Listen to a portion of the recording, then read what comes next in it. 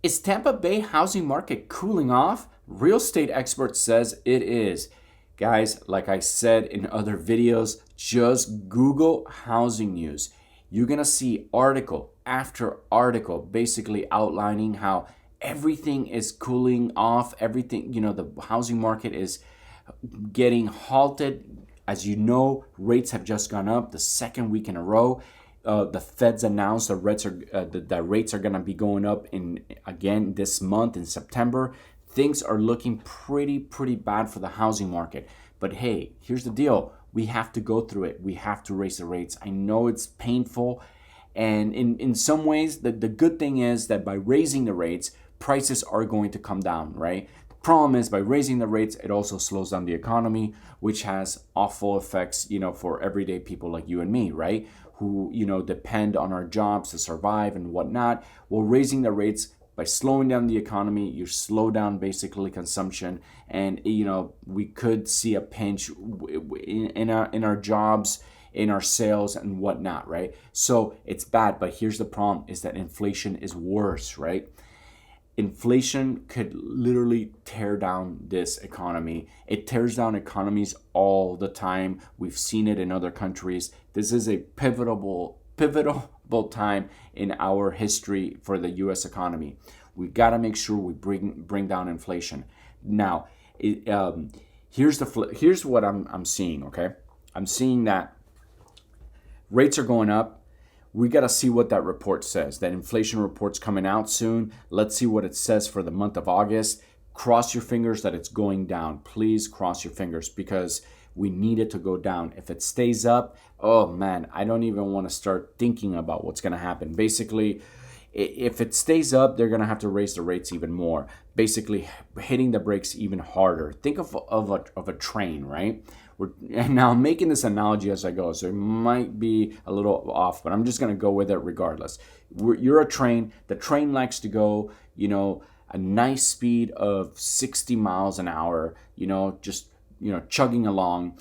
When coronavirus happened and we shut down, basically everybody got scared. We lowered the rates to zero to make business, work faster, because we had all the shutdowns. And to the train, it's basically like, seeing a bunch of debris on the track or something like that, and putting more fuel, more coal into the engine to make it go faster. Well, we did that, and that train started hauling ass. Well, now it's unsustainable. It's going too fast. It could derail, and we need to bring it down. So the only way is we got to hit the brakes, but at the same time, we need to stop feeding it, more coal. So we got to pull the coal out, or not give it any more, let it burn out basically, and start hitting the brakes. And yeah, like think about if you're in that train and you're going, you're driving nicely at 60, but now the speed's at 90, everything's a little bit shaky. Yeah, you're looking out the window, you're thinking, hey man, this is kind of dangerous. This train could flip over and derail and we could all crash, right?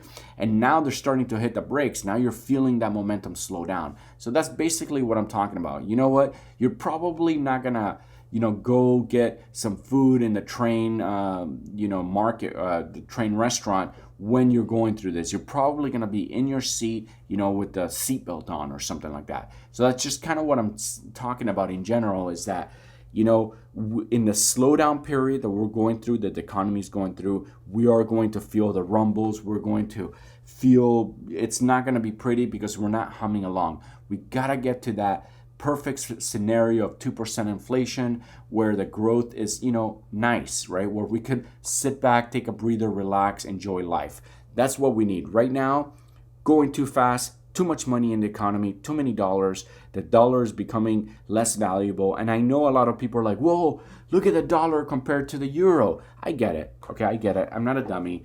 But here's the problem. They got it worse over there. And that's why the dollar's working better. But still, we still have inflation here, which is still making the dollar less valuable. Okay, so at the end of the day, everything has gone up. Labor has gone up. By labor going up means basically materials have gone up, raw products have gone up, everything has gone up, right? Energy, gas. Now gas is sort of stabilizing. It wasn't like that peak that we saw earlier in the summer, but still, when you think like when people are spending an extra 20-30 bucks on gas, right? Well, that is 20-30 bucks that they're gonna spend at Starbucks. I mean, literally, that's the way it works, right? And then when, basically if Starbucks raises their drinks, right?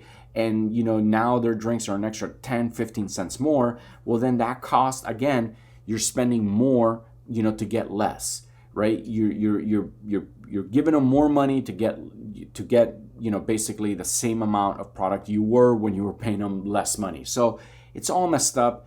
It all has to kind of slow down. I am kind of nervous about what's going to happen in 2023. It's definitely going to be a roller coaster ride. We're going to see different sectors kind of go through ups and downs.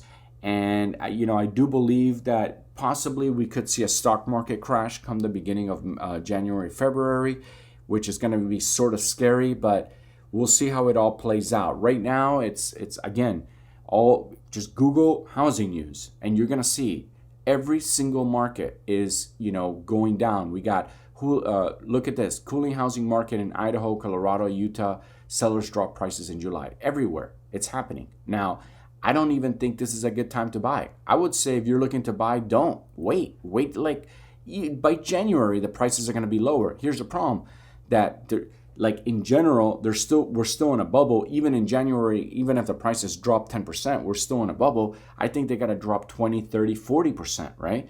So, but the problem is that the rates are going up.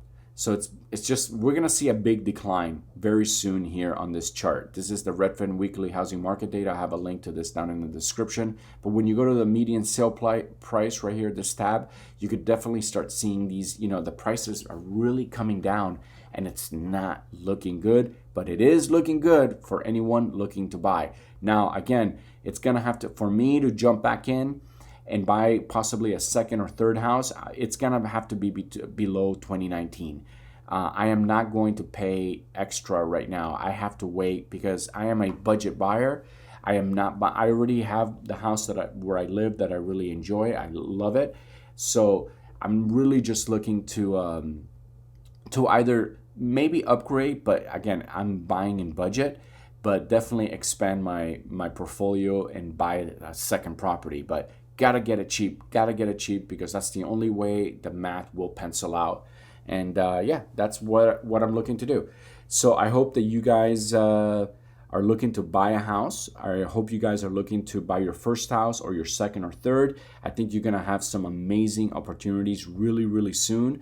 So just make sure you save up that money, save up that down payment, and get ready to pull the trigger because, come next year, it's going to look very different. Everything is going to look very, very different. So I just can't wait to see how it all plays out. Now I'm going to go ahead and finish this video.